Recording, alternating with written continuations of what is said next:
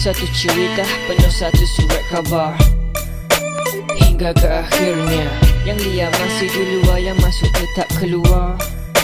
Hingga ke akhirnya apa yang dia cerita semuanya tetap sama. Hingga ke akhirnya hari ke hari, hidup ke mati masih gelap di hati. Hingga ke akhirnya pemikiran, alasan dan juga keselesaan. Hari-hari berjalan, manusia semua ketandusan.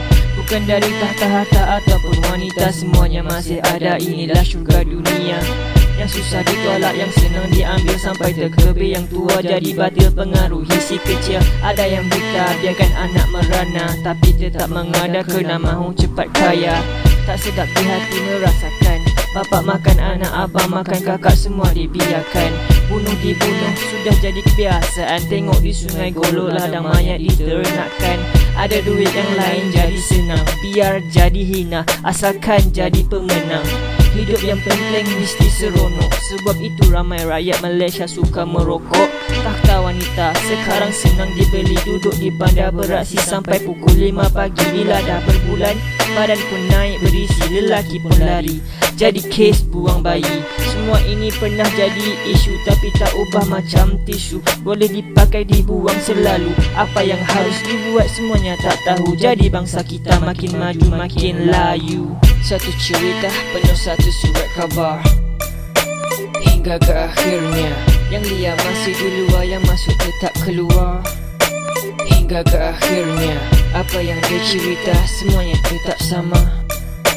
Hingga ke akhirnya hari ke hari, hidup ke mati masih gelap di hati.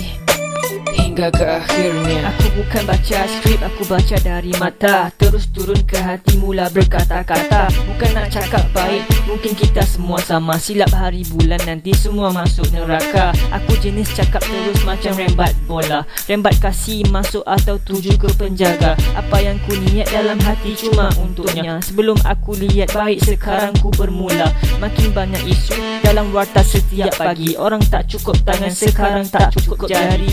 Tunding menunding kesana dan ke sini, masalah tak selesai makin berguni-guni.